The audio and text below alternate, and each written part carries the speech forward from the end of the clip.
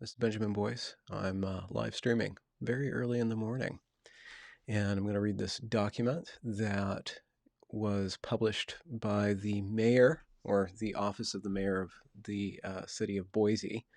Maybe we'll wait a little bit for some people to show up. It is early. I don't know if anybody's going to be watching YouTube at this time, but there are people in other countries that do tune in to me, so we'll see. Maybe wait a little bit and then trim off the beginning when we go to final publication. Or I don't know. I don't know what you're supposed to do with live streaming and then uploading the live stream in a more standard form, such as something that's permanently on the channel. I do the live stream, thank you, for the to blow off steam sometimes, but this one I just wanted to read this document that I found from the city of Boise. Hey, wow, Josue, you're always here. You're first yet again. So again, I'm going to be reading this document called A More Equitable City for Everyone that was published by the Mayor Lauren McLean of the city of Boise, which is in Idaho. And let's see if I can really quickly put this on the screen, but I probably should have figured out how to do that earlier. How are you guys doing today? What's today? Today's a Thursday. Something happened to my wrist. I was barbecuing last night, and now it's like sprained. It's very painful. So if I start gesticulating stiffly, it's because I'm trying not to move my wrist. But sometimes the gesticulations get the better of my maintaining a stiffness in the joints that's self-imposed in order to avoid the pain of having to deal with the strainfulness. So Endless Echo just woke up. There you go. Gwendol. Oh, yeah, okay. So let me find the link really quick for this. Shoot, I had it. Let's see. Okay, I have the annual budget. Let's go for what is it called? Boise Equitable. And so what I'm going to be reading is this report that was published by the mayor's office, and what she did was she just got elected in to office not that long ago, like just in the fall, and she put together these various task forces or tasks forces to cover different areas of laying out an agenda for various stages of her tenure, like the first 100 days, the first 4 months, and then the 4 years, so the first year and then the 4 years. And this it got a lot of traction, I think, beginning yesterday. I think it was published last week, and then it got a lot of traction beginning yesterday, and she got a lot of heat under it. So you guys can go through and you can find all the heat that she's getting. So I'm not going to be really heaping too much ridicule on her, because she comes out, the mayor comes out and says, this is just a wish list. I'm just publishing for transparency's sake what these different groups want. One question is, who is she surrounding herself with? Who is making these proposals? And how much are their influence going to be in her activity? Now, other questions are, is she able to do this stuff? Is this beyond her purview? And can she actually afford to do this? Okay, I found it. All right, I found it. So I'm putting the link into the chat, and I don't think I can edit my description now. So the link to this document is in the chat now. It should be, you should see a https www.cityofboise.org Media Transition Report, Equitable City Final. So you guys can read along if you want. Let me see if I can actually put that in the description. Doesn't look like I can. And I'm not going to mess with YouTube. So let's just dive in. So I think that there's some pretty awesome language in here, and you can see, I guess, overarching, like before we dive into it, my my perspective right now is I'm trying to work through responses to two events that are kind of taking prominence in social media right now, at least in America. One was on Memorial Day. A woman was captured on film with her dog unleashed in the Central Park, New York. And there was this verbal altercation with a black man who's a bird watcher, a bird watching black man. And the woman said that she was going to call the cops, that an African American is threatening her. And she made it racial. We don't see what happens off camera, but she made it racial.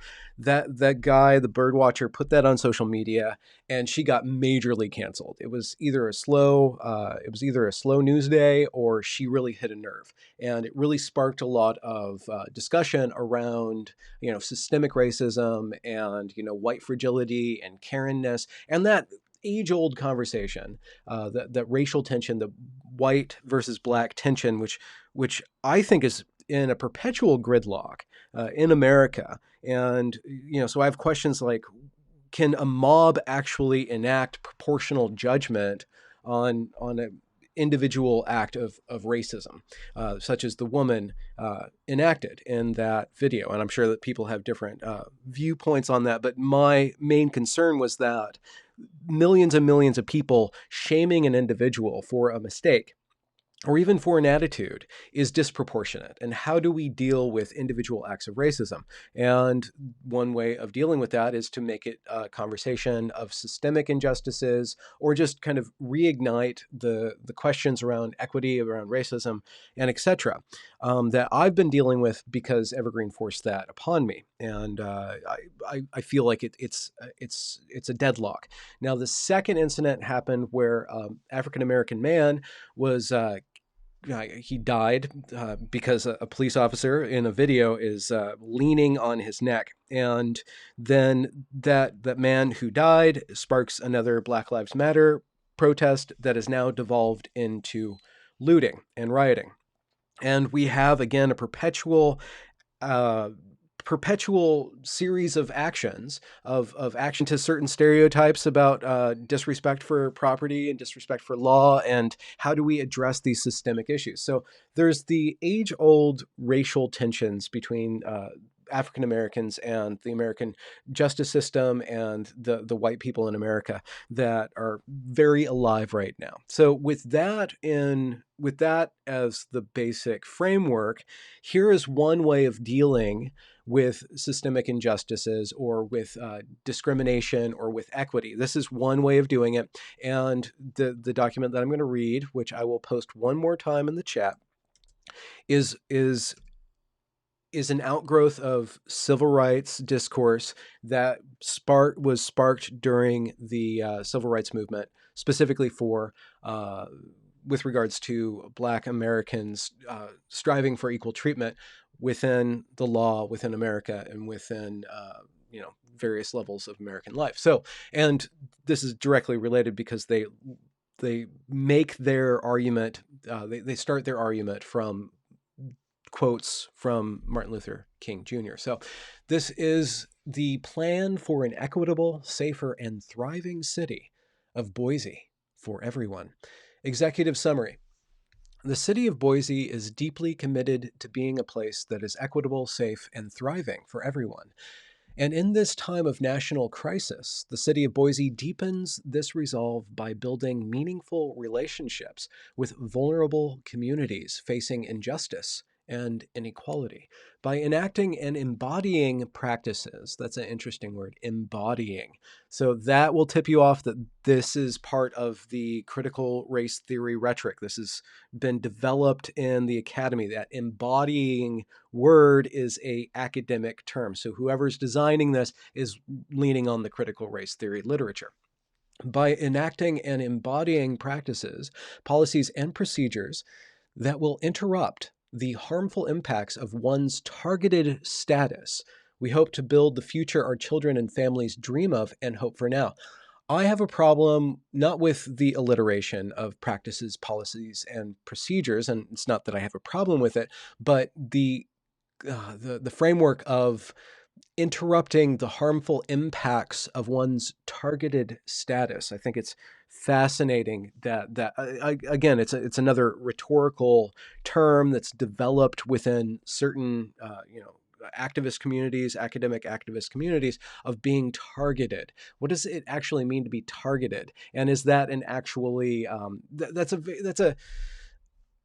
it's akin to the trigger. It's akin to being triggered. It's a loaded term, if you get the pun there. To be targeted, what is your targeted status? And I guess that's one way of framing the minority, or that community which is discriminated against. So of course you have to refer to that community, but when you say that they're targeted, how are they exactly targeted? That automatically frames them as consistently openly, violently targeted. Like they are subject to oppression.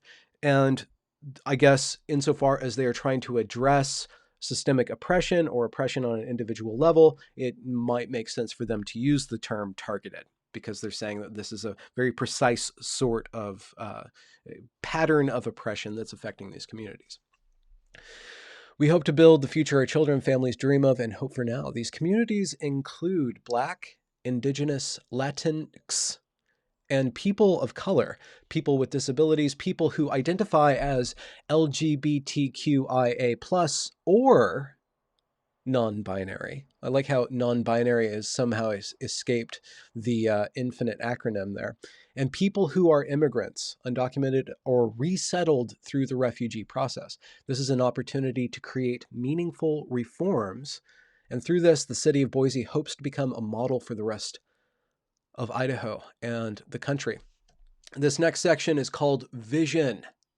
This is the vision statement. And if you recall, I believe that I believe in one of the Evergreen State College episodes, I cannot, the complete documentary episodes, I cannot remember which number, but I do treat of the Washington Office of Equity Task Force, and they have a vision statement too that's very steeped in this borderline between communist manifesto and a religious tract. That's why I find interesting about this language. When you get into these vision statements, it's very similar to what the Washington State Equity Task Force developed, in they're trying to justify their direction of instituting what they call equity at the state level. This and I did do 2 thorough videos on that, and I really wish that I had video footage of these people making this document, because I think it would be really interesting to see exactly the language, the way that they're speaking about what they want, instead of seeing just the finished draft. So this is the vision statement, and here's a quote from Reverend Dr. Martin Luther King Jr. from Facing the Challenge of a New Age, 1956. But the end is reconciliation. The end is redemption. The end is the creation of the beloved community. It is this type of spirit and this type of love that can transform opposers into friends. It is this type of understanding, goodwill, that will transform the deep gloom of the old age into the exuberant gladness of the new age. It is this love which will bring about miracles in the hearts of men. And here's the interesting thing, like when I try to think, am I conservative or I'm a progressive, or am I a liberal or conservative, like trying to figure that out. And in my conversation with Brett Weinstein, which I published on Saturday, I kind of posed to him a question about the left having to do with collective rights and the right having to do with individual rights, and how I can't see systemic change happening without a solid basis in the individual. So when we're pursuing this beloved community, when we're pursuing this great plan of equitable sharing, of communal love, of community love, can I hear a community love? Community love. I have to do it myself. Community love. When we're pursuing that, if it's not rooted in the individual, it goes awry. That's what I see over and over again. When the utopian project of pursuing a collective well-being gets too far ahead into systems thinking, into thinking of demographic groups, you get a lot of problems. You get a lot of individuals acting against the altruistic impulse and just using altruism as a cover for their own self-interest. And I don't know how we get to a state where we can be equal in not necessarily can be equal not even in outcomes, but equal in our opportunities. We're still not equal in our opportunities. How do we get to that point in a way that doesn't end up just empowering some robber barons that go under the guise of peace, love, and community? How do you get to that point? And I think the only way to do that is to found every individual's values on self-respect and hard work. I mean, basic principles that provide the wealth that can then be given to somebody else. I think that, and what we are going to see later on is that these people are asking for a lot of different things. They're asking the community to pay for things. And how does the community create wealth in order to afford what this part of the community wants to enforce the entire community to share with itself? How do you create wealth and how do you distribute wealth? And it has to be, if you're going to have a rich society, I think it has to be formed on an individual basis. Collectively, the individual has to take prominence.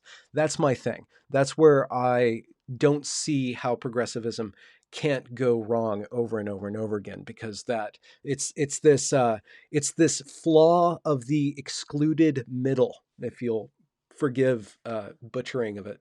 Another concept where the progressive sees all the systemic injustice right now and sees their vision of the future, but between the oppression of the present and the glorious days to come, there is this gap, and they exclude that gap of how to actually get there. And into that gap creeps over and over and over again the opposite of that utopic way of being in the world. So to continue, that was the quote. Now, this is their vision statement. Reverend Dr. Martin Luther King Jr. believed fervently in the possibility of the beloved community. Beloved community for Dr. King was a way of life in its truest expression of liberation from all conditions of human oppression. That is a big ask. What is what is liberation from all conditions of human oppression? Do we mean interhuman oppression, or do we just mean the oppressive status of being a finite being in a wild, wild world? I mean, how far can any project go to actually liberate somebody from any form of human oppression? So they don't really define what they mean by human oppression. They do go on to define beloved community by saying, beloved community is a state of being where our default is the recognition of our actual interconnectedness of all people and living things. Our collective thriving, thus, is beloved community.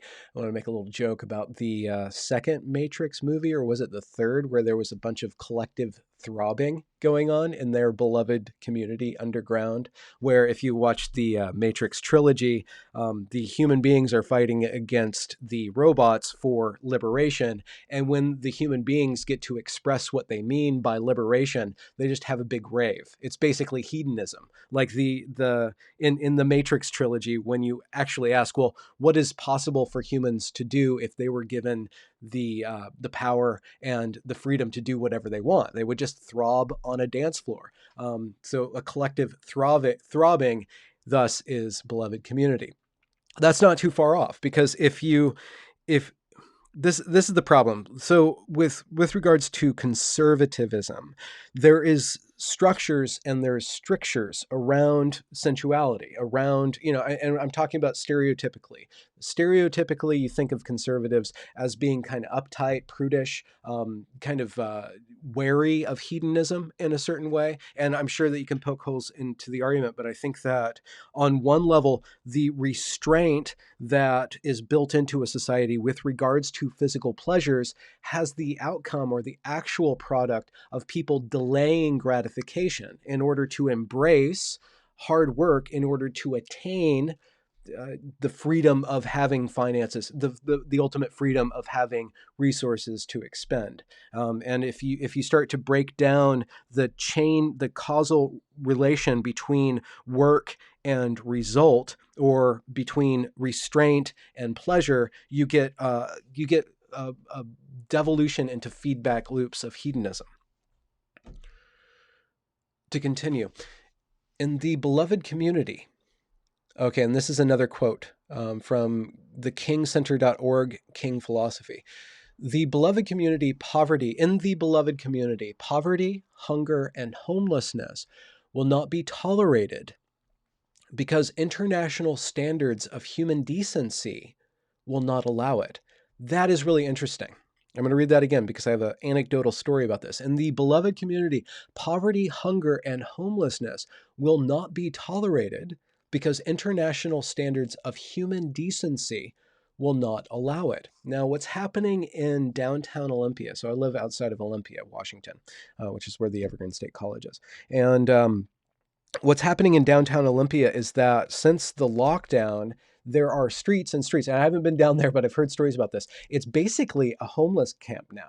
What has happened in downtown Olympia, and it's been happening intermittently, like greater or lesser degrees over the last few years, is that basically 4th Street and State Street, and please correct me if I am wrong, are basically overrun by homeless people. So there's not only in the city of Olympia's effort to tolerate or to be intolerant towards homelessness, they become more and more tolerant of the homeless, which leads to more and more homeless. So they are actually, in their attempt to be tolerant and to be intolerant towards poverty, homelessness, and what's the other thing? Hunger.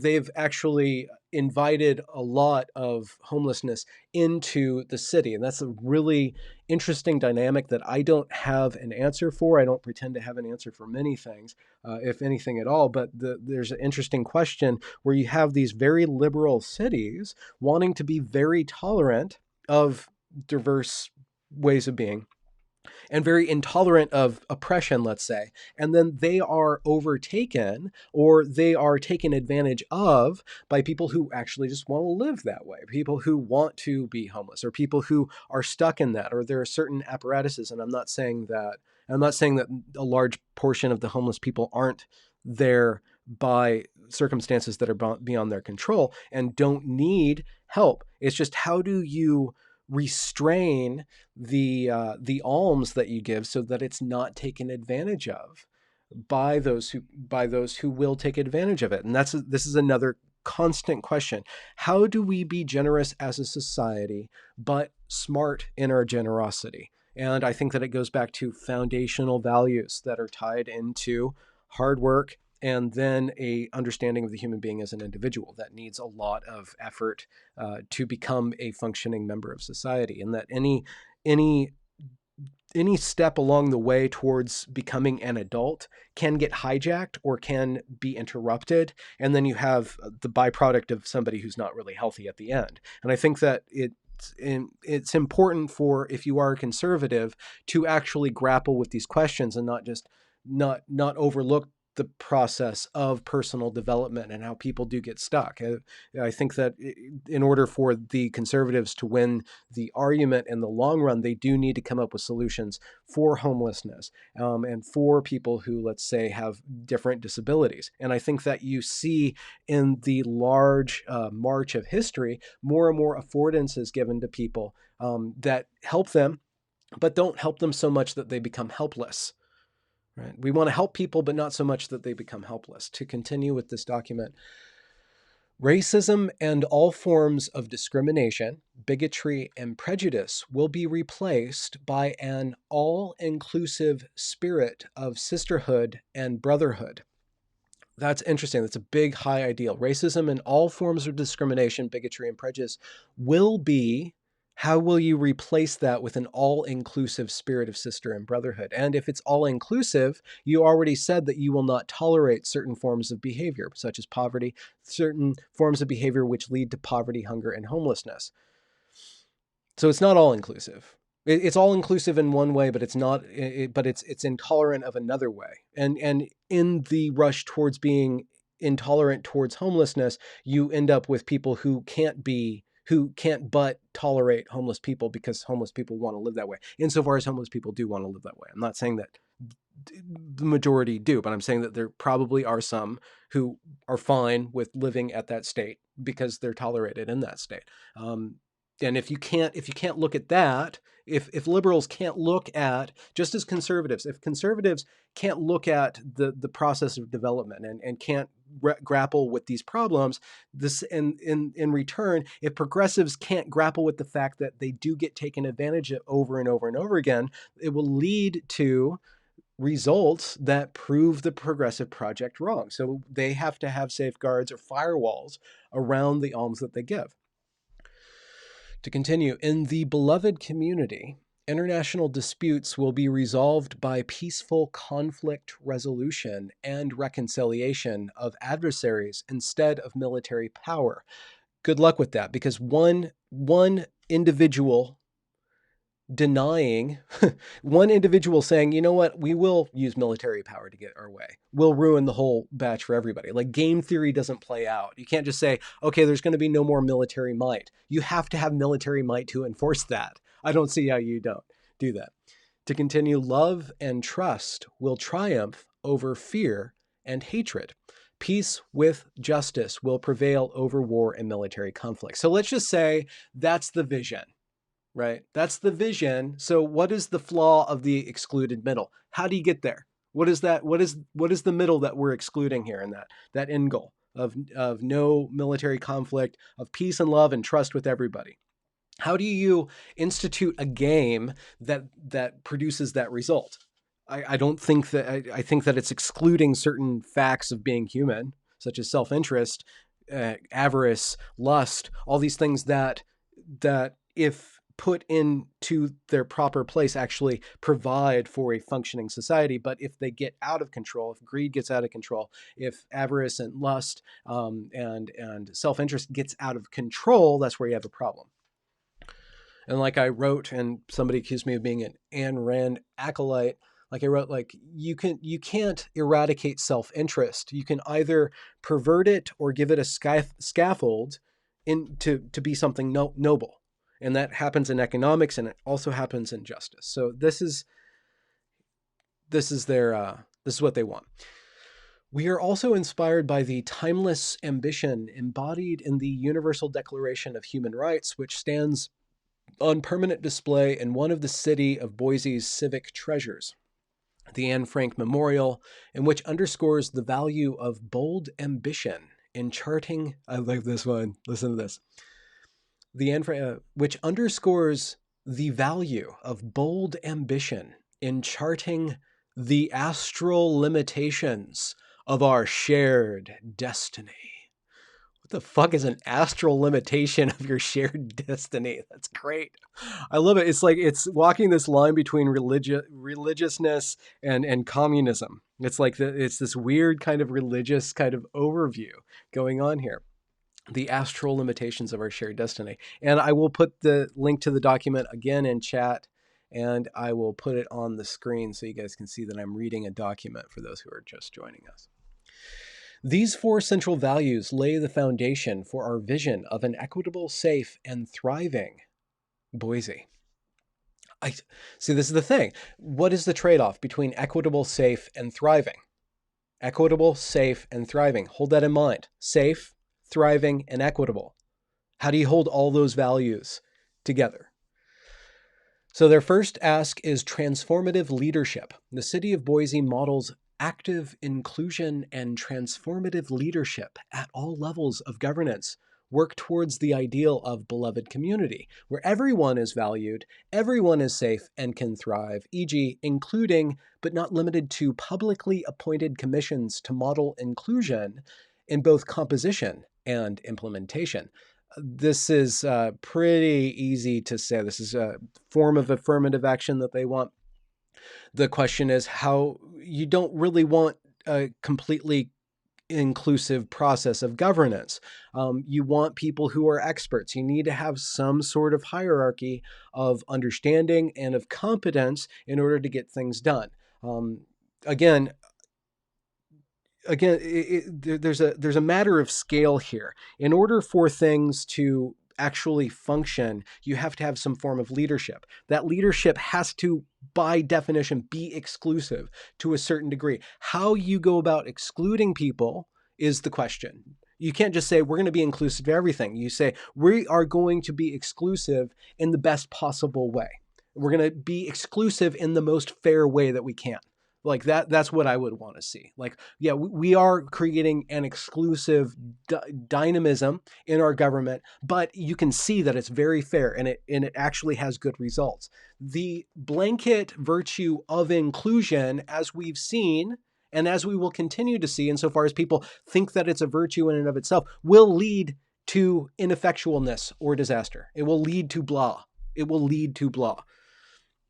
Just like Evergreen's institution, and they've gotten rid of this now, of inclusive excellence. Like, what does that even mean? They want to be inclusive, but you can't be exclusive. You can't be inclusive and have excellence at the same time. Excellence requires exclusive ability. To be excellent requires a lot of work to really master and hone a skill. Inclusion as a blanket virtue doesn't lead anywhere. It feels good at first, but in the details, again, it's the flaw of the excluded middle, which means the reality of how does it actually work.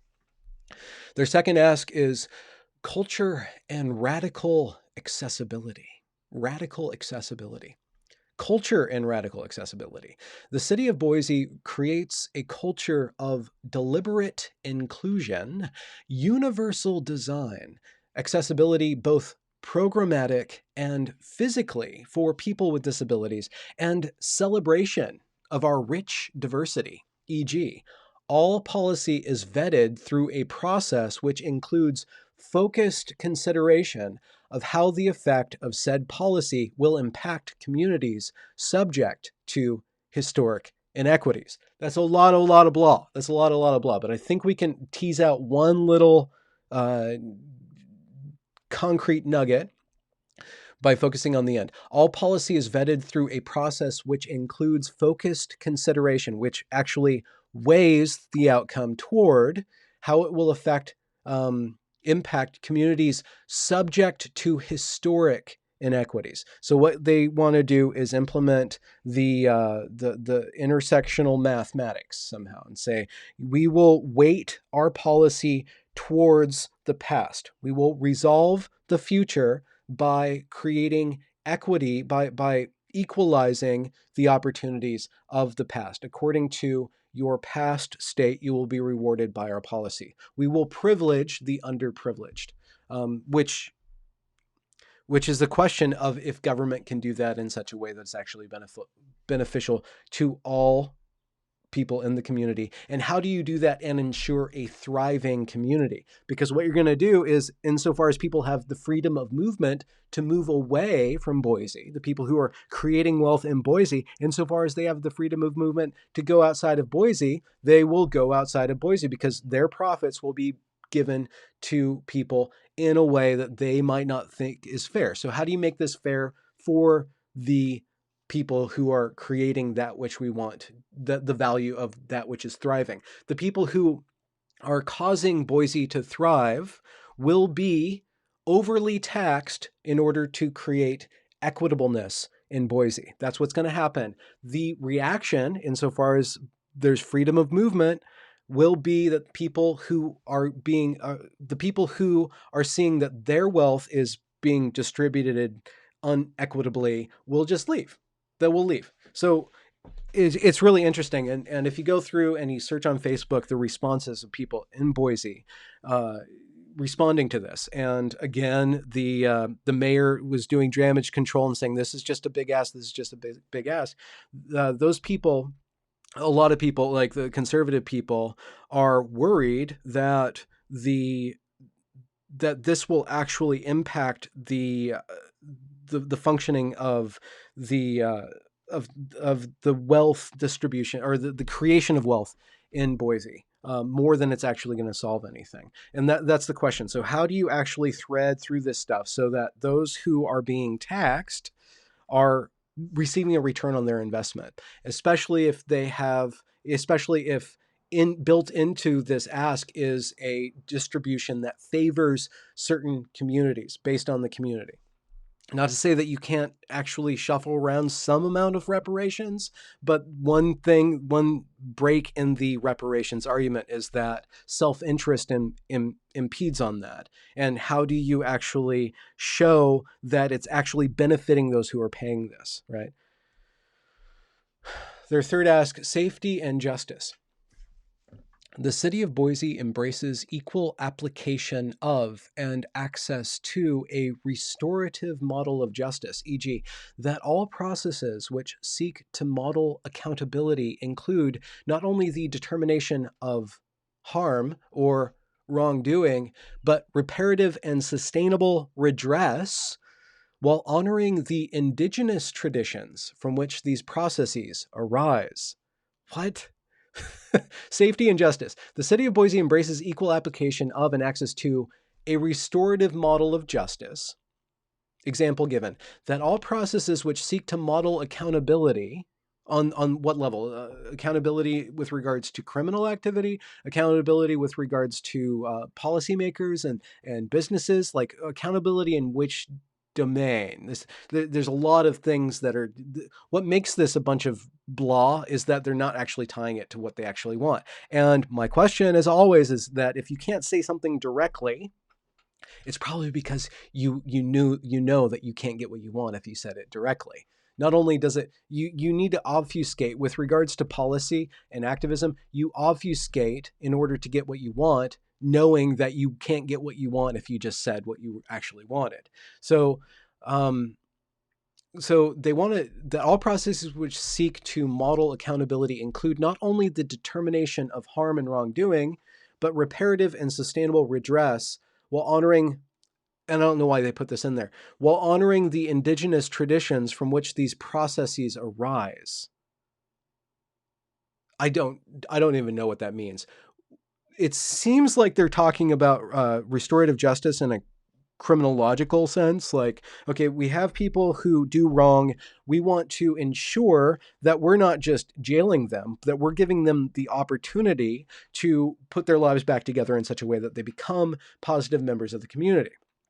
I think that there can be a lot of reform with regards to how you rehabilitate criminals or deal with people's drug addictions, deal with their alcoholism. There's a lot of room for us to refine the way in which we deal with people who fall off that straight and narrow track, or people who end up doing a lot of damage to themselves and others, because there are certain encoded improper behaviors or certain things inside of them that cause them to behave in such a way that society wants to lock them up. I think that there's ways to do that. Okay. Right. But why do they shoehorn in while honoring the indigenous traditions from which these processes arise? What processes? The processes which seek to model accountability? Are they saying that U.S. government law is a indigenous tradition? I don't know. We're gonna have to move on. Thriving. This is their 4th ask. Thriving. The city of Boise implements healthcare as a basic human right. Education as a tool for universal self-actualization and the need for an economy that is universally accessible and supportive. Interesting. Example given, e.g., that we begin to collect and analyze demographic data about healthcare, educational, and economic outcomes and seek to create and implement policy which directly addresses discrepancies associated with aspects of identity, which should not determine these inequities. Again, this is the age-old equality of outcomes gambit that they're doing. I don't see how you afford that. I don't see how you create an economy that is universally accessible and supportive based on identity of all things. I think if you want to base it on capacity, that's one thing. You know, from each according to his capacity, from each according to his capacity, to each according to his identity is the worst possible form of Marxism. I think even Marxists don't want that to happen. And if you see the blowback on the 1619 project by the Marxists themselves, they're like, no, we don't want this identity politics stuff. This is the wrong way to go about getting what we want. These core areas guide the policy practices and procedures that will interrupt the disproportionate and harmful impacts of the most vulnerable on the most vulnerable people who live and reside in Boise. Each of these main values are the foundation for our proposed recommendations for the immediate response to COVID-19, the first 100 days, the first year, and the first term. How we are is as important as what we do. How we are is as important as what we do. Okay. Immediate response to COVID-19. In response to the COVID-19 crisis, 1 second, I'm going to put this on the screen. I'm reading from this document. If you're just tuning in, I'm reading from this document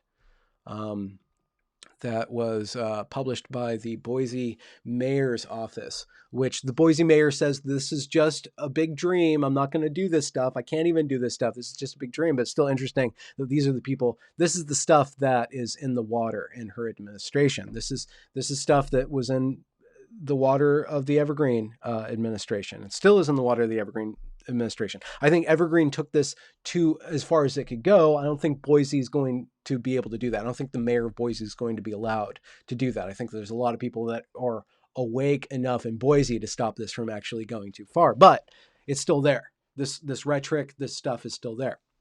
So their immediate response to COVID-19, or what they want to be their immediate response, is ensure that all out-facing public education materials, including the city website, is accessible to non-English speaking communities and the deaf and hard of hearing community.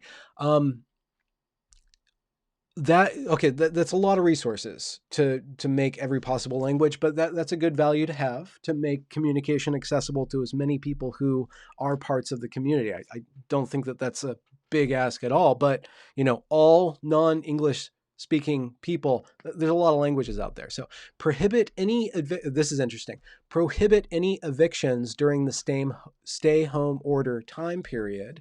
Prohibit any utilities from suspension and any suspended utilities to be reinstated. Provide immediate housing and access to basic necessities for our most vulnerable communities that ensures their continued safety, stability during this unprecedented global pandemic. This includes the houseless, undocumented people, and those experiencing domestic or sexual violence. I agree with those. I agree with that, but I also want to hold space for the possibility that somebody has to pay for that. And unless there's a government fiat or somehow some sort of government coffer that affords these utilities to continue going on, like where does the money come from? That's a big ask, right? I think that's something that the community as a whole, if you can get your community on as a whole to work together to support itself to get through this crisis right now, that is a great value. And I think a lot of people will be on board with that. Now, you need to understand that some of your identitarian rhetoric is going to turn off the very people who will probably give you the most in terms of resources. You don't want to mix this emergency response with a bunch of socialistic rhetoric, because the anti-socialists, otherwise known as the conservatives and the moderates, are not going to be on board with that. And they're going to withhold their giving because they're going to see, well, if we give you something now, you're just going to run with it. Right? That's unfortunate. You want to be inclusive in times of crisis, inclusive with regards to ideological inclusion as well. To continue, deepened and expand local social service programs and assess the current and long-term needs of the community members and their families while also providing them with resources. See, current and long-term needs of the community. This is a big ask. This is a lot of work. Cancellation of rent and mortgages for all in Boise during the stay-home order. Now, I need to talk to an economist at some point. What is the viability of canceling rent and mortgages? I know a lot of people want free rent and mortgages while they can't work. I understand that a lot of people actually need some relief from that. I just don't know how the entire economic structures around mortgages work if you can just pause interest for a certain duration, and what kind of authority do you need to have in order to do that? I think you need to have more authority than the city of Boise has, insofar as the city of Boise is connected to a network, a financial network that extends way beyond the city of Boise.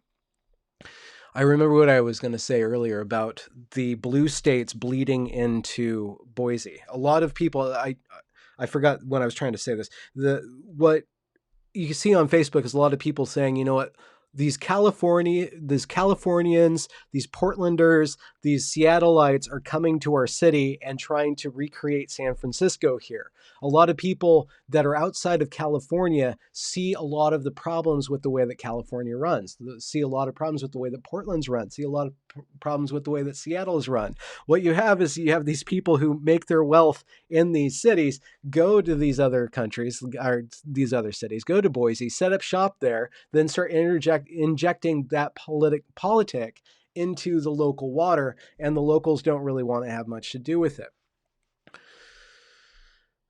Free rent. Okay, so they want free rent. They want internet at no cost. They want to address the barriers that limit access to needed care and resources of those in marginalized communities, and in particular, a significant increase in trauma symptoms for folks. That's a key word there, for folks who have had to survive scarcity before. That's interesting. Support parents and caretakers with appropriate resources to support efficient transition to online education, internet access, supervision, instruction, and preferred language, to take proactive steps to address the inevitable surge in the need for mental health support post-COVID-19, here we go. Release all pretrial detainees and prisoners serving county jail sentences with direction that nobody released from custody be further detained for federal immigration authorities. Like, that's a big ask. They want to release all prisoners. And how does that, this is a question, if you agree that we should suspend the criminal justice system for this time of emergency, how does that vie with the value of safety? If safety is your value, how do you just release all the criminals? Like, there's a contention there. There's a tension there. I'm just going to pose it there, not come down on any side of it. But how do you reconcile your desire for safety, freedom from harm, from just releasing all the prisoners? How do those things not collide or contradict each other? To continue, cease arrests and bookings of people into the county jail. Lead with a mental and physical health and wellness and healing approach to this global pandemic rather than a criminalized or militarized response. So again, like, just kind of considering where on the political spectrum am I? Like, the progressive, just to collapse it down into that stupid collapse of conservative and progressive, and to completely like compress the bandwidth into a ridiculously idiotic degree. It seems like on the left, or the progressives, are trying to claim all altruism to themselves. They're trying to say, in a certain respect, I see this, that they think that their mode of being, or their mode of giving, taxing and spending, or fiddling with policy, is the sole claim to being a good, virtuous person, right?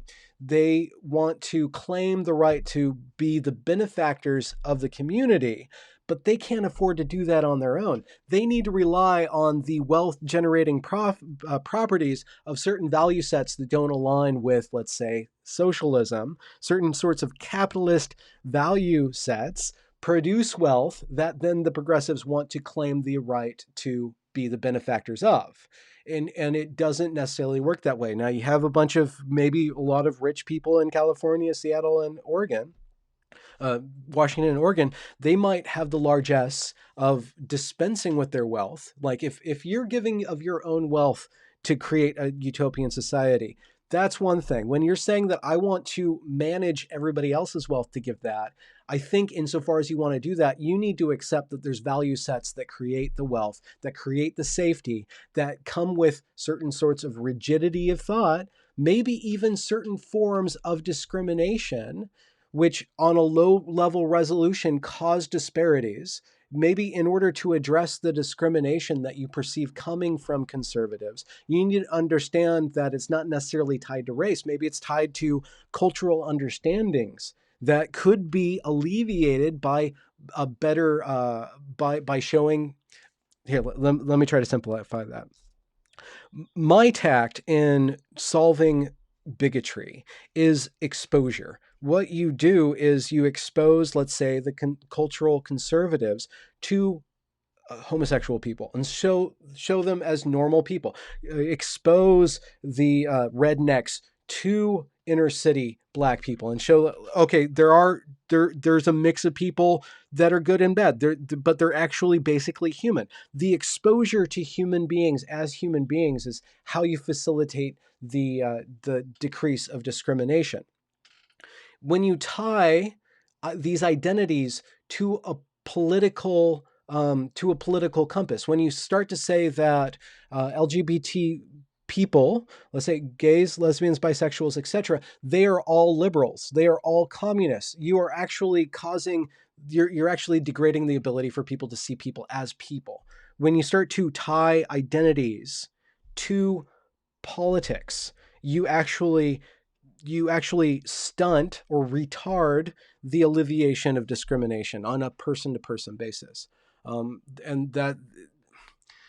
And so the progressives go and they claim to represent altruism. They claim to represent all these different identities. And in that claiming, on a political level, on a policy level, they actually cause more tension by putting it into the heads of, let's say, the conservatives that all homos are commies, right?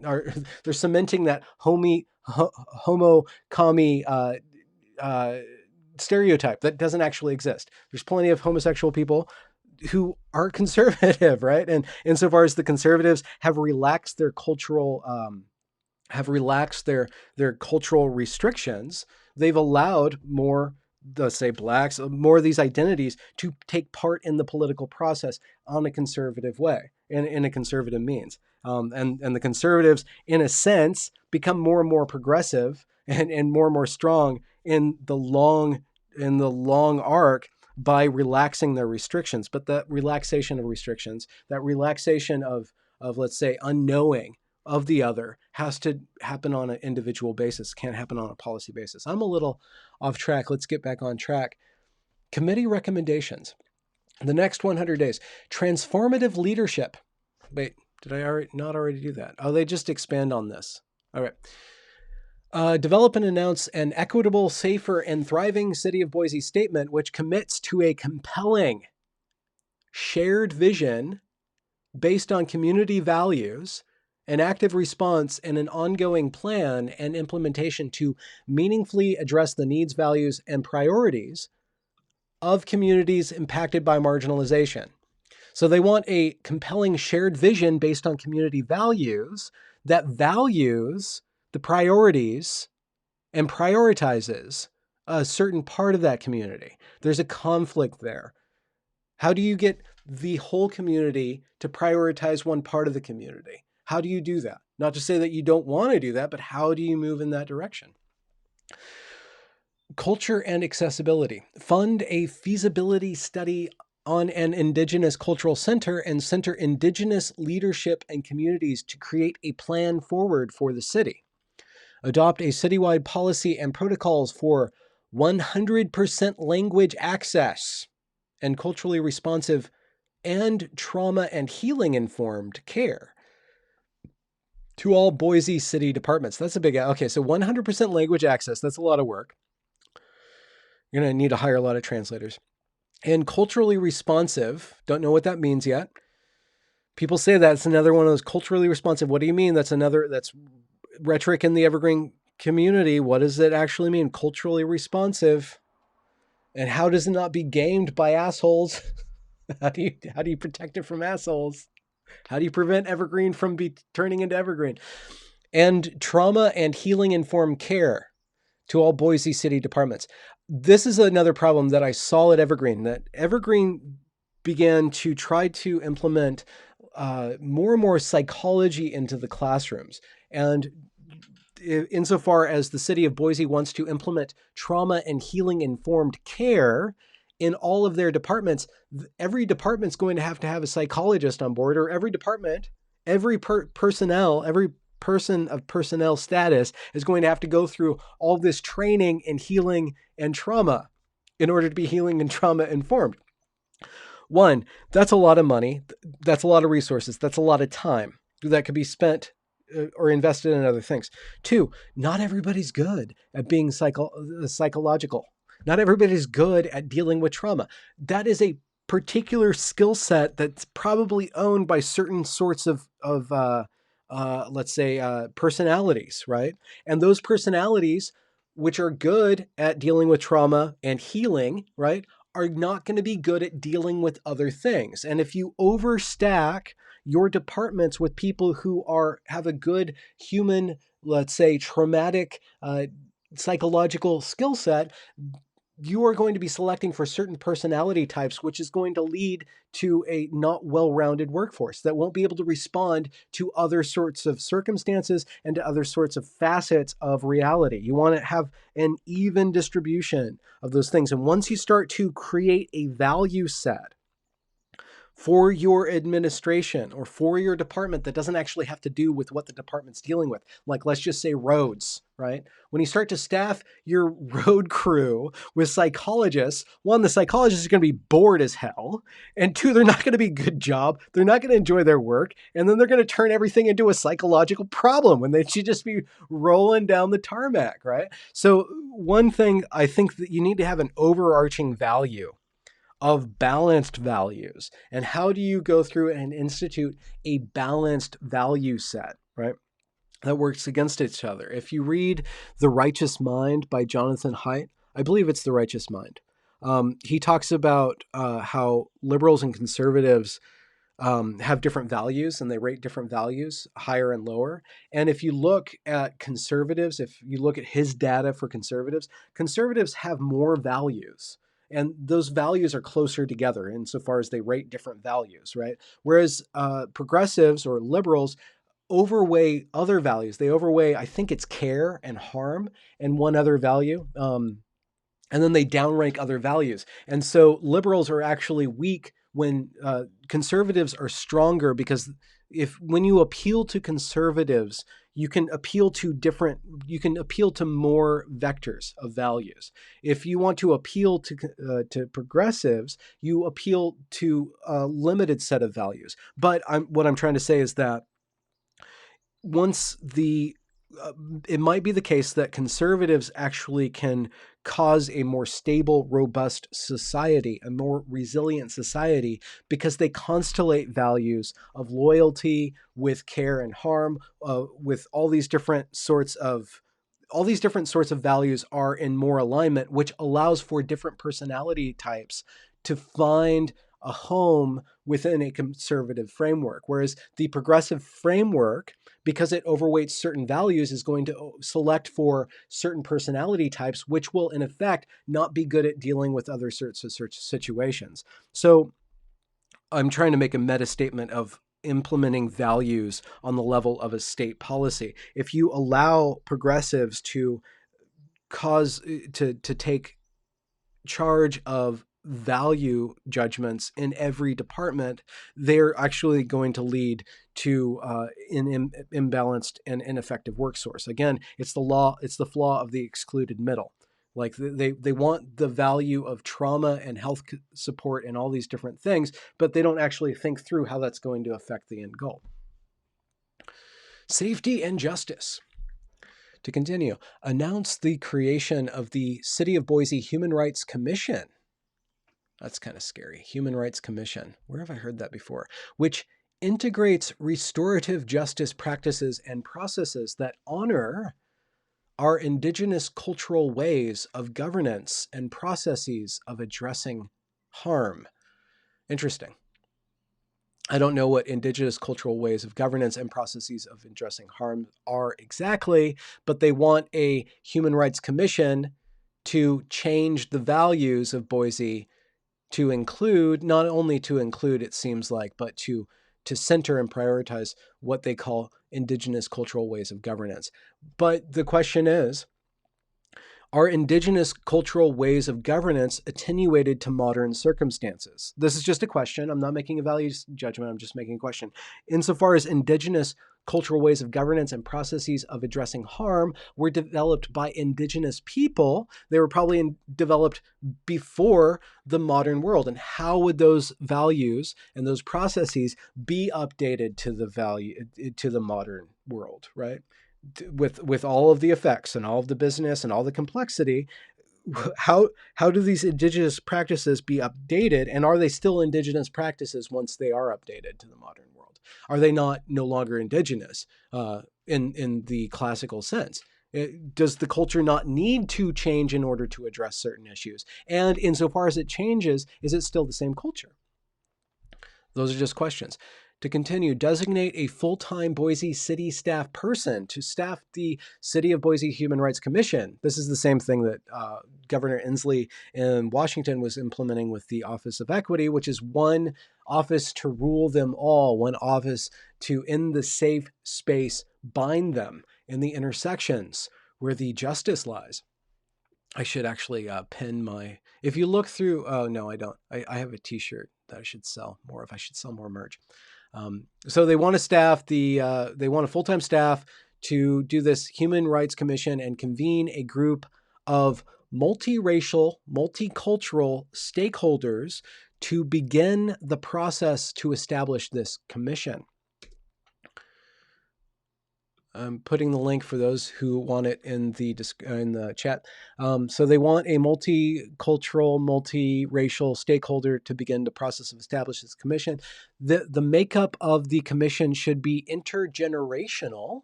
So you want toddlers as well as octogenarians on this, reflecting both youth and adults, as well as commissioners who represent communities. You know, the youth are going to be selected by the adults. So you know that you're just going to staff you're just going to staff this with radical youth who lean, well, because they're young, they're radical, they're gun firing, and like there's going to be radical conservatives and radical liberals, right? And whoever's in the middle is going to select those radicals, and they're probably going to be those who mimic in an untried way the rhetoric that you want them to. So you're just going to have firebrands. That's an interesting thing. Not to say that the youth don't count, but you select the youth that go along with your biases, and the youth are going to take your biases further. So you're going to restrain the youth in a show of commiseration, right? What you do is you use the youth to go overboard so that you can restrain them, and in that restraint show that you're actually making a reconciliation, right? You make the big ask and then you move it a little bit further to the right, but you're still way over in lefty land. It's interesting. I don't see how this is not gamed. I don't see how that doesn't happen. The makeup of the commission should be intergenerational, reflecting both youth and adults, as well as commissioners who represent communities most vulnerable to the impacts of systemic discrimination and oppression. Robust and substantive compensation should be provided for such representatives to carry out this work, of course. They want money. End coordination and collaboration of localities, police, all city government with ICE. Okay. And end local practices of inquiring about immigration status, collect immigration data, or share immigration data with any person. So they want to, I don't know if it's the purview of the mayoral office to even be able to do this, but they want to make a sanctuary city. And I know I don't know much about it. I'm not going to make a value judgment on whether or not that's a good thing. I wonder if it works. I wonder how that's worked in cities that implemented sanctuary status, and if necessarily Boise's the right place to do that. But that's what they want. It's a big ask. Establish a set of new policies by the Boise City Attorney to mandate the Boise City prosecution team to consider the immigration consequences of convictions when making charging decisions, engaging in plea bargaining, and making sentence recommendations to ensure that non-citizens do not suffer more severe punishment, i.e. deportation and civil detention, than would otherwise be suffered by a U.S. citizen in recognition of the U.S. Supreme Court case of Padilla versus Kentucky, accepting deportation from the collateral consequences rule and a prosecutor's duty to seek justice and not merely convictions. I don't know much about immigration policy. I'm sure somebody in the chat will inform us about the consequences of that, of ensuring that non-citizens do not suffer more severe punishment than would otherwise be suffered by a U.S. citizen. I mean, fairness is a great thing. I think the largesse of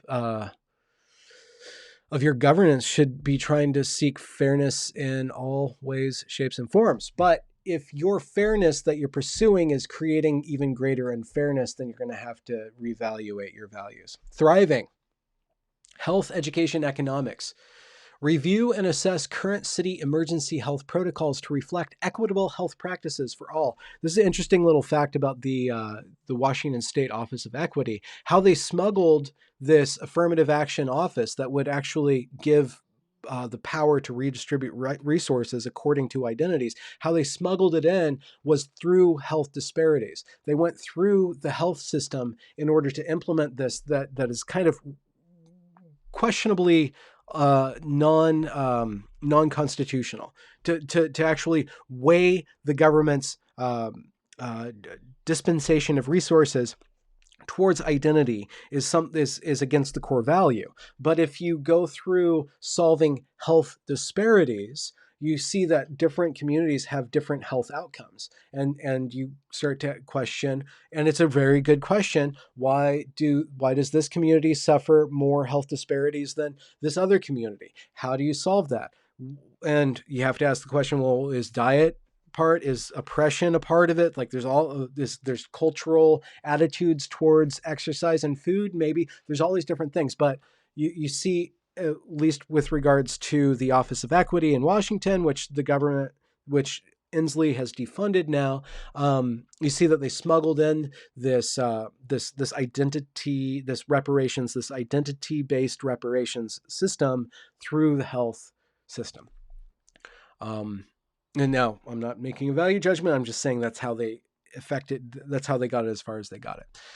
And then they want to ensure emergency response protocols reflect public health agencies' leadership rather than led primarily by police agencies.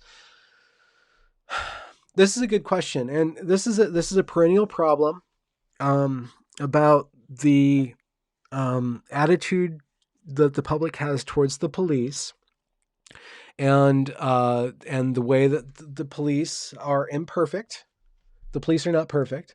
How do we deal with imperfect police officers? How do we deal with imperfect authority? But it seems like the progressive response, or the leftish response, or the whatever you want to call it, one response of dealing with that is to say no police. One response to saying that is all police officers are authoritarian nut jobs. I have a different view than that. My view towards the police has actually evolved over time, where I saw them as, I didn't receive any ill treatment, but I was repeatedly, I had repeated run-ins with the police when I was growing up that were negative. I had repeated negative interactions with police, where I on traffic levels, so I was just like had this kind of distanced relationship with police. Like, oh, they're just going to enforce the laws and I have to get around those laws or make sure that they don't see me enforcing those laws. So I have nothing on the Black community, and the response, I have not received any discrimination from the police myself. So I understand that people have that. Certain communities have fraught relationships with police. I understand that. But when I saw how the police chief of the Evergreen State College was treated by the students, and I contacted her, and Stacy Brown, she took me on one of those a day trip, like where I got up at 4 and I went and I spent like just 10 hours like in her car, just going around and seeing the different things that she had to deal with, and just watching her life unfold and watching her talk about her job. And, she's just one example, but I saw things in a different perspective. I saw a human being trying to do the best she can to create a good environment for the citizens to get on with their life. I saw somebody putting themselves in danger constantly, who's dealing with tremendous amounts of stress, and then plus dealing with Washington State, which is more and more making the job of the police more and more difficult. You see that there's actually a lot of human beings going that are dealing with that, and I want to establish. That just changed my own attitude towards the police. I got a different view of the police from somebody who was impeding my freedom, or an institution that's impeding my freedom, to an institution that is enforcing the law, and furthermore enforcing laws that we actually need somebody to enforce. You need to enforce laws. And I see in this document like this whole scale just wanting to release prisoners, stop the criminal justice system, stop the police, give them less power. And how does that actually work in the real world? Like it's the flaw of the excluded middle. It's like you want to take away your antibodies in order to achieve health. In a certain respect, that's the attitude that I see, that you want to you want to take out the immune system in order to achieve this desired result where there's no disease. And that's just, unfortunately, we don't live in that world. Unfortunately, we live in a world where there are police officers who kill people, right? Unjustifiably. That's true. Is that representative of all police people? No, it's not, you know?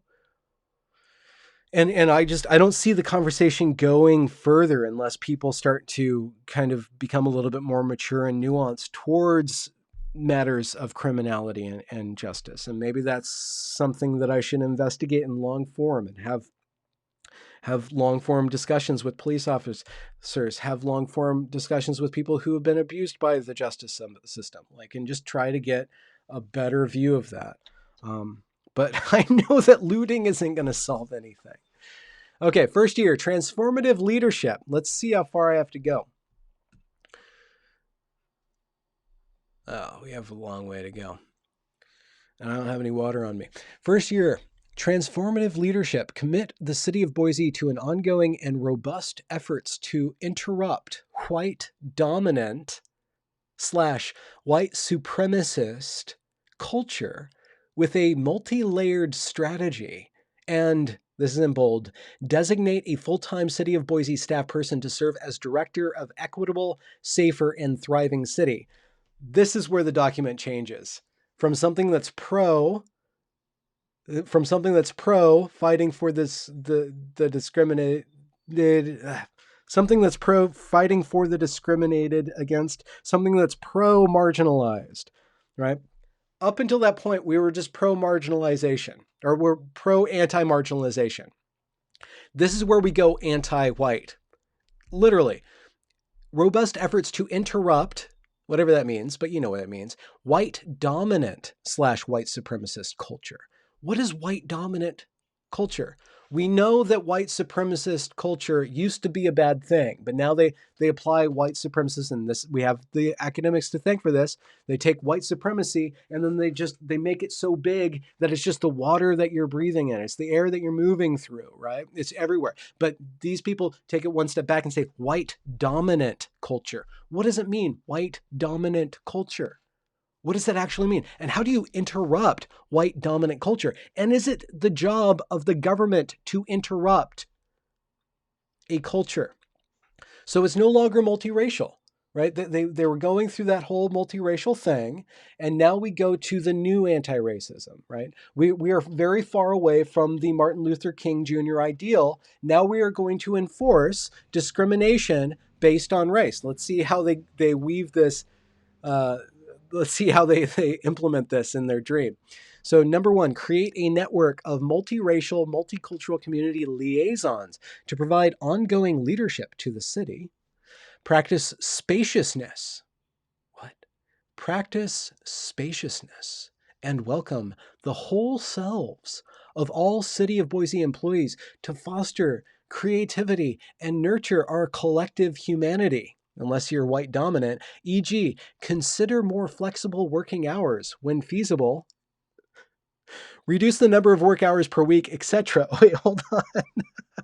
So they want to be inclusive of all cultures. So they want to staff up all these psychologists, all this training, all this extra purview of being accessible and then trauma centered and hair centered. So they want the city to do all this extra work by doing less work at the same time. So here's another competing value. Do you want time off, or do you want it to serve everything and do everything? Do you want the government to control every aspect of your life and be staffed with all these extra components, or do you want the government to not have any, to have all this spacious free time? Like, okay, like the mayor of Boise said that this is a big ask, but this document doesn't even make sense. Like, it doesn't even seem like these people are responsible individuals, right? Again, it's the value. Don't work hard. We want the government to do everything, but we want the people of the government to not work that hard. No, it doesn't work that way.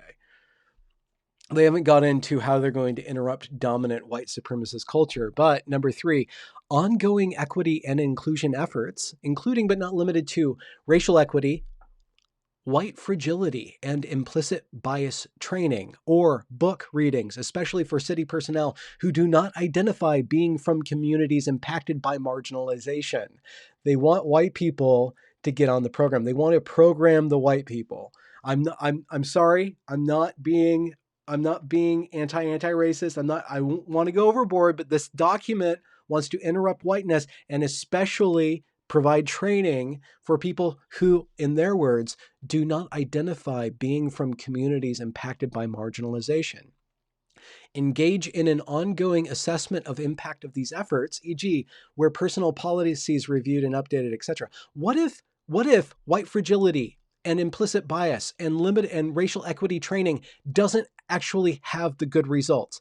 These people will say that it's the fault of white people. It's the fault of the culture. It's not the fault of these ideas. It's the fault of the culture for not accepting our ideas. They will not be content with their ideas not working. They will find something else to blame. I promise you that. I promise you that. They're already showing their inability to not contradict themselves in their own document. All their document is aimed towards getting what they want. So you know that when they don't get what they want, they will not look inward and actually process things in a critical fashion to see where their own ideas went wrong. You know that they are incapable of doing that because that will interrupt their own desired outcome.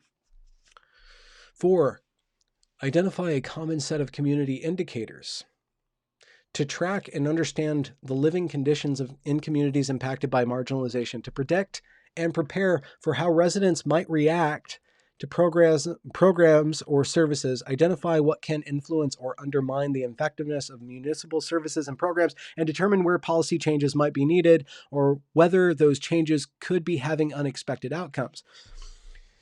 So they want to see how all of their ideas are impacting their community, but you know that they won't reform their ideas. They're not dissuaded. They are aimed towards their ideas.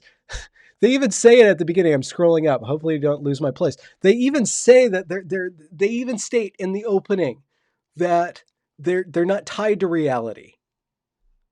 Quote, this is from their vision. They want to their value of bold ambition in charting the astral limitations of our shared destiny. These people are not tied to reality, and you know that they will do everything in their power to change reality or to ignore the reality that doesn't line up with their expectations of reality. 5, conduct an inclusion assessment both internally and externally to determine strengths and opportunities for improvement in inclusion strategies and endeavors. Again, I don't think inclusion is a good value to hold. It's an insufficient value, such as to be nonsensical if you actually take it to the limit. Inclusive of what? Again, it goes back to the immune system analogy. Like, the world is not built to be inclusive. It's built to be exclusive. How do you make a fair exclusiveness? How do you make fair excellence? That's the question.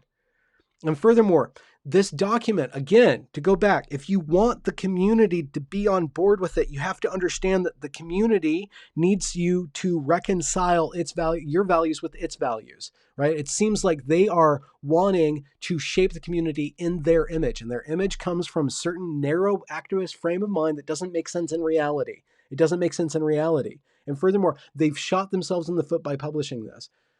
Furthermore, I think that there is a huge reaction.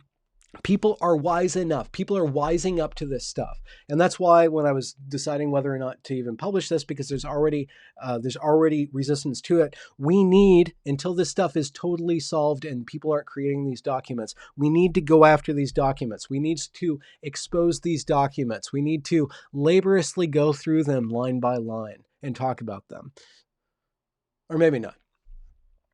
Maybe the stuff is just self-defeating. I think it's interesting because it keeps on being produced.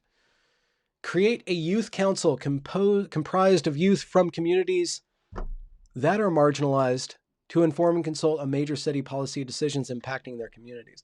I think that's good, but I think that you would want to have just a youth council from all communities coming together to make an effort. I would replace that with create a push for inter-community youth groups to understand the different lifestyles and living conditions of people in different communities. If you can get the young people to interact with each other from the different communities from the start, and you do it in such a way that the parents aren't worried that you're indoctrinating the youth, you take the value of change out of it. You take the value of equity out of it, and you just say, this is about community building. This isn't about community leveling. This is about community building. So we're just going to get together and do a project together. That's how you foster one inclusion of all the different people and all the different values. Create a project and have the youth come together and converge on these projects. Culture and accessibility. Launch a study and review of major city landmarks, streets, monuments, and public spaces and historical sites across the city of Boise and provide recommendations for change. This is still under the heading of interrupting dominant white supremacist culture. So the problem with multiculturalism is that it wants to deconstruct the dominant culture. It thinks that the dominant culture, which in a certain respect actually gave rise to it, needs to be eradicated, right? It's problematic. So they're going after, they're going to go after, launch a study and review major city landmarks, streets, and monuments. They want to strip the identity out of Boise and implement a new identity. They want to top down redesign the culture around multiculturalism. That is going to get some much deserved pushback. You don't just do that. You don't do that. I think there's a way to facilitate gathering without dismantling that which is white dominant, white supremacist culture. They've already cast white dominant / white supremacist culture as the bad guy. They're already targeting, and this is really unfortunate because this gives ammo to the people who will now be more, will clinch up now. You're actually impeding progress by attacking white people. I'm sorry to say this, should be so obvious. You're impeding progress by attacking white people, by demonizing white people, by demonizing white dominant culture. You don't need to do that. You're a low-level, bigoted person if you think that that is the way forward, right? This is manifested self-interest under the altruistic guise. And this is not the way forward. This is not progressivism. This is truly reactionary, backwards thinking. Introduce inclusive platforms that ensure new Americans are able to actively contribute to community well-being and are collective thriving in ways they can relate to. People are often intimidated by the notion and misconception that the American way is the only acceptable way. That's loaded, but it's enough floofiness that I don't really understand what they mean. Inclusive platforms that assure, what's a new American? I guess they're talking about immigrants are able to actively contribute to the community.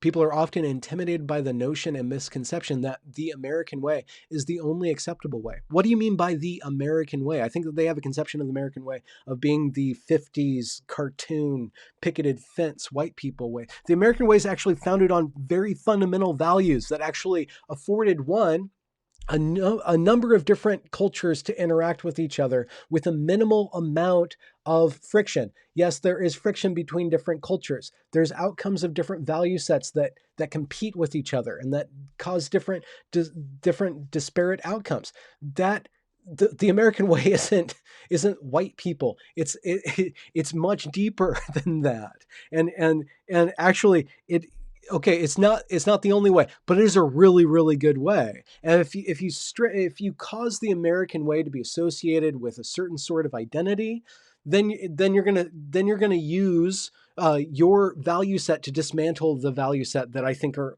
underlying it, like the meritocracy. I know it's not perfect, but it's better than the alternative, right? Hard work. I know it's not perfect. I know it sucks, right? The aspiration towards liberty, the aspiration towards justice. Those are good things, and they're rooted. Insofar as American way is good, you have to go down to the roots and then like inquire, what does that really mean? It seems like they just want to. It seems like they're on an edge of vilifying that really, rather than really understanding and broadening the understanding of what it means to be an American. What is the American way? And furthermore, why would new Americans? Why would you use their status as new Americans to assault America, right? Wouldn't you want to say we want to facilitate communication. We want to facilitate the understanding of what it really means to be American. Like, what does that really mean? And is that an exclusive thing, or is that inclusive of what? What is it inclusive of? What does it exclude? I think that's a big conversation, but they already have a value judgment. I ascertain a value judgment that's anti-American, I would say. To continue, develop a cultural equity plan for City of Boise's art department centered with the leadership of people from communities impacted by marginalization. So they want to take over culture. They want to take over culture, and they want to do it top down, and they're just going to produce a lot of mediocre culture. That's constantly going to produce just mediocre culture that serves a certain political outcome. They just want a propaganda arm, basically. Committee recommendations, safety and justice. Adopt new initiatives and city policies to ensure that the new police chief and their department actively recruit people of color, who support a more humane approach to interacting with the public, advocate and commit to demilitarizing the police, and have people on hiring committee for communities most impacted by violence. Again, that goes back to my analogy. It's probably imperfect. I will probably learn a lot from the comments. So I invite different views. I invite showing where I'm being ignorant. But again, it goes to, you're attacking the immune system to get rid of disease. It seems backward to me. Maybe I'm not seeing what they actually want. Yes, there can be reform of the police. But there should be reform in your reformation of the police. I'm saying localities, police, and all city government do not affirmatively inquire about immigration status, collect immigration data, or share immigration data with any person or entities unless otherwise required by law. Here's a question I don't know the answer to. What is it about wanting to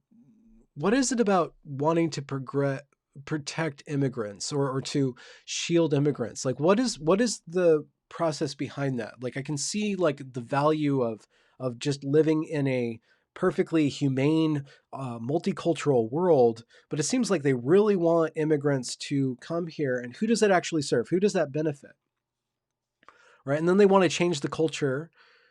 They want to attack the dominant culture and then bring in other cultures. And what was the end goal of that? Like what's informing that? I can hear people saying neoliberalism or some sort of globalist thing, but it just seems like an interesting value to constantly harp on or constantly go for. Like, and I'm not coming down one way or another on immigrants. Oh, I think there's proper procedures, but it also does conflict. If you want to have ultimate government authority to redistribute resources, right? You want to have all this free crap, right?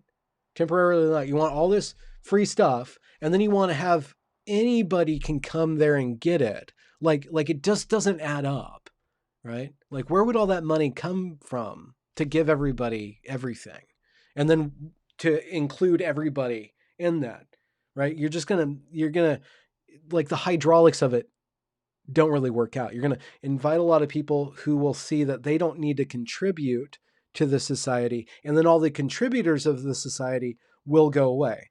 Maybe I'm wrong in that, but that just seems to be the outcome of that.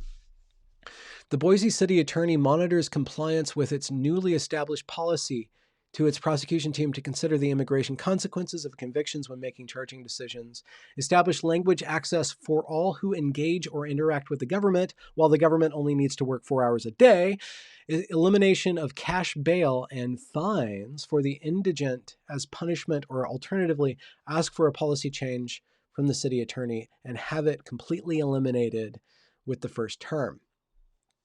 That's beyond my pay grade. I don't really understand I don't really have an argument for or against that. Thriving, to continue, thriving, health, education, and economics. When I'm done with this, when I run out of steam with this, we'll do some chat interaction. There's a few super chats. I'll get to your super chats in a bit at the end. Thriving health, education, economics. Provide free blood sugar and blood pressure screenings to members of our community impacted by marginalization. Provide free summer lunches to children from communities impacted by marginalization, non-English speaking communities, and low-income families. It just seems so disrespectful to me. Like it just seems really disrespectful to me on the surface. Like they want all this stuff. Right? They're asking all this stuff while at the same time taking more. Like they vilify the community. They vilify white dominant culture when they vilify it in one hand, and then they want it to pay for everything on the other. It doesn't work out to me like that. It's like you're asking, you have one hand asking, and then you're spitting on the face of the person that you're asking to fund all this stuff. It just doesn't seem like it adds up to me.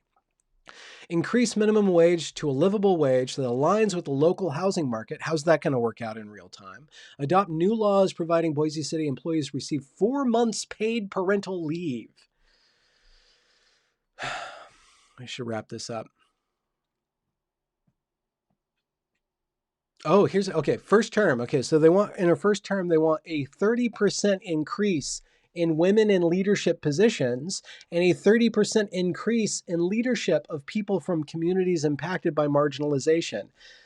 Communities impacted by marginalization. They want affirmative action.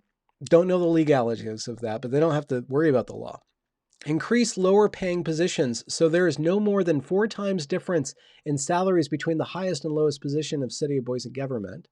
Publicly fund municipal campaigns. Culture and accessibility. Integrate universal design as the standard of all city-owned facilities, including retroactively remodeling current city-owned structures to comply with universal design standards. It's a lot of money. Provide citywide free internet. Free. Opening an Indigenous Cultural Center, annual public festival that celebrates music and dance of all cultures in Boise and Treasure Valley. A cultural center with studios for people from diverse backgrounds and creative practices, performance spaces, rehearsal spaces, all supported by city and public-private sources. Wow. Safety and justice. Collaborate with Ada County to close down juvenile detention facilities and move youth issues into a public health approach and staying with family approach rather than a punishment confinement approach to young people. Engage in long-term planning to reimagine all places of confinement. Collaborate with Ada County to reduce the population of people who are incarcerated by 30% by the end of the term. Establish a police civilian review board with substantive powers like subpoena power and civilian representative along advisory board. Okay, I got to get the cat really quick.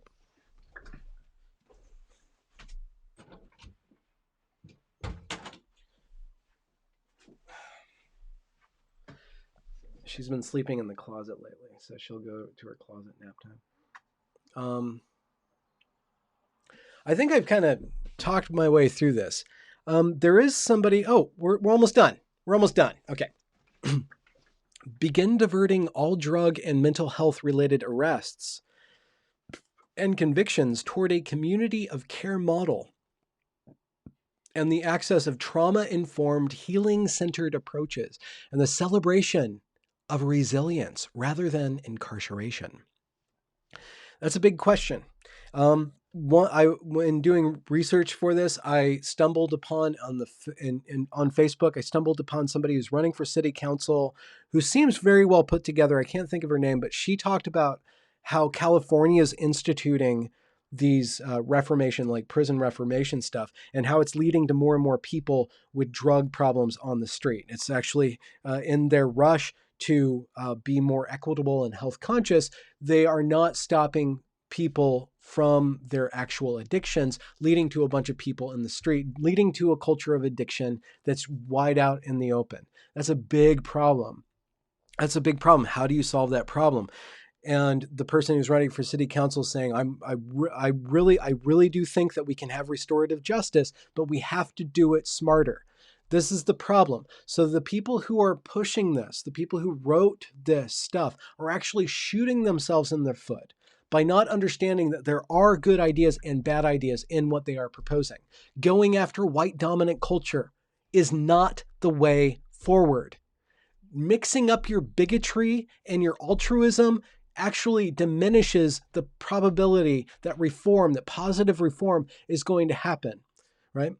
And again, it's the flaw of the excluded middle. Like, you're not really paying attention to here and now. You're seeing all the bad, you're not paying attention to the immediate future. You're not really thinking critically through this stuff. You're having lots of critical theory going on, but you're not really engaging with the coherence factor of how this stuff actually, if not done very carefully, leads to disaster. And mixing up all this rhetoric, going after white dominant culture, asking for all this free stuff, like all of that stuff, it's a big ask. It gets you a lot of attention, right? It makes you feel good in the moment, right? But in it results, one, in a backlash, reactionary backlash, and two, it results in people, if you do get your way, you're going to end up staffing your policy systems with people who don't actually have what it takes to very carefully implement these ideas. Thriving health, education, and economics. Free contraception, as defined by the CDC. Abortion and reproductive health care. Abortions for everyone. Collaborate with the Boise School District to establish sex education at pre-K level to 12th grade. There's an argument to say that sex education for children can be attenuated to age-relevant understanding of what a body is, how a body develops, and consent and matters of consent, and teaching young people that they have bodily autonomy and to be aware when they're receiving improper attention. Like, there is a certain form of education about the body that is proper for young children, right? Do you trust these people to implement proper education about sexuality? Do you trust these people to do that? That's the question. Promote multilingual schools and communities. Create citywide school curriculum teaching the history of indigenous peoples, colonization, and slavery in this region. For diversity, equity, and inclusion terms and definitions, please visit Hollins EDU and a web address that I'll put really quick on the screen. That's the end of the document. Again, so what happened was that this document was published, I believe, last week. I might be wrong, but the last couple of days, been seeing some pretty big blowback. If you look up, if you look up online, on Facebook specifically, a lot of stuff happened on Facebook around this stuff, which is pretty interesting to know. Then you can find out that there is a little bit of nuance. The mayor's like, these are just people who are asking. I'm just trying to be transparent. I'm just trying to be transparent. But it's interesting that this is what's in the water for her administration. That's what's in the water for her administration. So again, in the chat and on the screen, if you want to see that document, and it was a part of a bunch of documents that they released. We can get there. So let's go through and find the people who supported this morning live stream. Do some questions and then go get another cup of coffee for myself. Where were we? Scrolling through the chat. Miles. Hey, Benjamin. There is YouTuber named Dr. Carolyn Borinsinko you should check out. An organizational psychologist. Would love a talk between you two. Let's write down her name. Carolyn Borisenko. Are you guys from any Boiseans? I'm gonna have to go through and look at the chat log after I hang up and see what I have had to learn from people in the past and the future responding to my reading of that. Cyrilielios writes, thank you for the super chat. What is the end goal of having everything subsidized by the government? I just see it as a way to gain power to exert force onto those who disagree. This is the problem with government. This is a constant question. And this is why, insofar as we have a government, we need to be constantly active. We need to be constant. This is the problem with politics. Insofar as there's a political structure of power, it is it's our responsibility to be constantly engaged with it, right? To make sure to course correct it, to use our own self-interest to get it aligning towards what we consider to be in alignment with our own self-interest and a greater self-interest that, when set up properly, creates the feedback of wealth. For better or worse. Hope you guys are good. I have a sore throat. My wrist is feeling better. Wow, I just needed to talk it out. It's better than a brace. Wow, look at that. I feel better. I started with a really sprained wrist. Super chat. Clutch McDougal. Protection of immigrants equal job security and votes. Yeah, I guess they're basically just buying a voting block. I think there's a proper way to do it and an improper way to do it. And it's a big conversation. And I know that there's some minefields there. And I know I want to preserve my ability to interact with a variety of different political viewpoints while calling out certain sets of viewpoints. And I know that there's some nuance in the immigration questions that I miss or that I don't know about. Big Ben Howard, Big Ben, thanks for the super chat. I'm running for representative seat in Idaho for the Democrats. I had to sit through these meetings deciding this stuff. Oh, dude, Big Ben Howard. Oh, man, is there any film of this? This is the question. Big Ben Howard, what you need to do is get this stuff on film. That's pay dirt. And then somebody like me sits through these 20 hours of meetings and comes up with a half-hour juicy little tidbit that makes a wave. So if you know of any video footage of this stuff, or if you know of a way to get this stuff filmed and published, do that. That would be a big help. So if you do know, or if anybody in what's it called? Idaho has resources for footage. Follow me on Twitter. My DMs are open on Twitter. Here's my Twitter handle. It's Benjamin A. Boyce. Send me footage of these sausage making procedures. That stuff is great. That's great fodder. I love going through that. I mean, it's a pain to go through, but it justifies me playing an MMO while I listen for the key words going on. The sausage making is it's a niche. It's a niche little YouTube niche that I've kind of carved out for myself, like exposing the sausage making is kind of what I like to do. So if anybody has any resources about committees, whether in Boise or other municipalities that are creating this stuff, you have footage of this stuff, send it to me. I love to show how these things are put together, because you really see what these people are, who these people are, what they really believe when they're talking about going through this stuff. Oswald asks about your photo. Any thoughts on how the shelters and churches in Olympia are handling the situation or their relationship to Evergreen? I don't know. I'm out of town.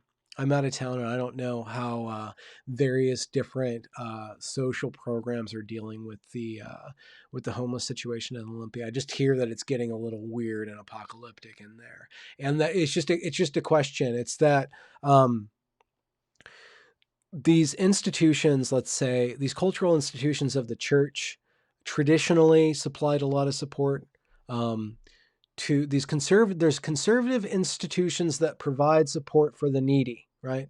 That intercede on behalf of the conservatives with the marginalized group. Those institutions are now trying to be taken. Then you have the progressives come along, and it seems like the progressives are trying to make the government fulfill the role that used to be fulfilled by the church. Maybe ineptly. Maybe there's room for government to be doing these social programs, but it's interesting because if the government is not facilitating representation with the conservative community, you have ultra progressive government officials doing these things, then I think that there's a disconnect between the conservative base participating in the largesse of the government. And the question is, do you necessarily want a progressive government acting on behalf of conservatives, or do you want to facilitate culturally conservative institutions doing this work? And how do you facilitate that so that you have a broader range of community involvement in lifting up the community?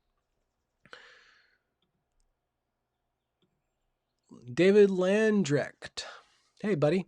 Thanks for the super chat. Ben, you should stage a coup and take back Evergreen. Restore it to its original glory. I don't know if there ever was original glory. We'll see what happens. With regards to Evergreen, I have another episode to make that's going to be a long, rambly episode because there's just this really interesting chain of emails that I need to distill. But I think that it's fairly reasonable to assume that Evergreen will get through this crisis, that it will hobble along, that George Bridges will be able to just resign on his own terms, and that the institution will receive enough funding to float itself. If you look at the amount of money that the bigger universities are losing right now with regards to the COVID crisis, they're losing hundreds of millions of dollars in revenue. So that Evergreen's paltry little ask is going to look like nothing compared to the higher education. However, on Sunday, the Seattle Times published a two-part expose. The second part was published on Monday, talking about how when the legislature goes back into session to figure out what they're going to do with all this money that they don't have, that K through 12 is protected, basically very strongly protected in the law, and there's not a lot of protections with regards to higher education. So higher education, in one way or another, is going to take a huge hit. And if it does take a huge hit, it's reasonable to assume that Evergreen's not going to go under, that they're going to figure out a way to get through, because they're going to be asking for small amount compared to what UW and the university, Western Washington University, and other universities, public universities, will be asking. So that I think it's reasonable to assume that they're just going to pull through this, and that they will never recognize the egg that's on their face. They'll never do that. We'll just watch them do what they've been doing, just floundering. I mean, if I worked there, if I was a professor there, I would be questioning my role in allowing the administration to make a complete mockery of my institution. But maybe people have and not everybody that works at Evergreen is on board with what the administration has done. I wish more people would speak against. Common Cure. This is my last question, then I'm going to zone out. Super Chat 5. Is there anything, if anything, you would like the government to more strongly regulate? What would that be? I think that Okay, so this is a big question with regards to government regulation, and we'll see what Trump does. So I don't want to go into the whole story, mostly because I'll make a lot of mistakes. But Trump got fact checked on something. Twitter appended some fact checks to, I think it was mail-in ballots that he was complaining about, and Twitter fact checked him. I don't know the full story, but then Trump got really angsty, and he said that today he's releasing some sort of executive thing about social media. We'll see what that means. But with regards to the commons, and I don't know how to do this. This is a really big, concerning question for me as a content creator. Like with Twitter and with YouTube, you have these too big to fail institutions of communication, right? We have the banks, right, that are too big to fail, and then we have these YouTube and Twitter are basically too big to fail. They're ipso facto or de facto um, public squares. And how do you ensure that they don't take a editorial stance with regards to public communication? And is it the role of government to regulate YouTube? That's a question. I don't know. I would like the government to be concerned with this and talking about this. I would like the government to uh, be really restrained with regards to collecting data on the citizens and also have a little bit of muscle when it comes to communication of ideas on YouTube and Twitter. But at the same time, do I want the government tooling around with the algorithm that YouTube has that shows people different information, right? Like that, it's a big question. Do I want the government regulating who hears about me and what stories are of interest that I might do or might not do, right? So, do I want the government intruding upon YouTube?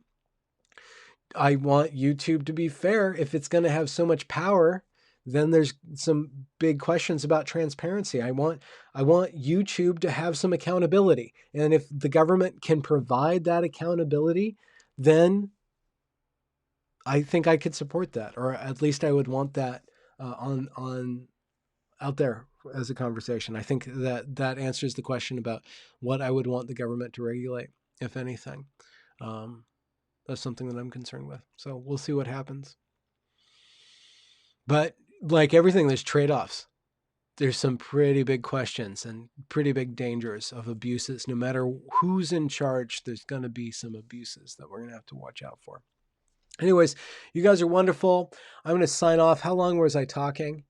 Oh wow, 2 hours. This is pretty long. I mean, I know there's like PSA Sitch and Adam Friend did go on for like 3 hours. Sargona the Cod can like do 5 hours without a toss of the bucket or whatever.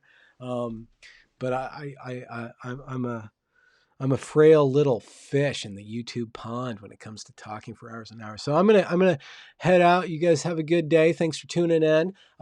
Fill me in on what I miss, what I should know. There was at least if you are watching this, I guess it's too late now because we're at the end of the broadcast. I guess go ahead and read through the scrolly chat thing because it seems like there was some pretty interesting discussion going on in there. Anyways, you guys have a good day. Hopefully the weather's nice and breezy. See ya.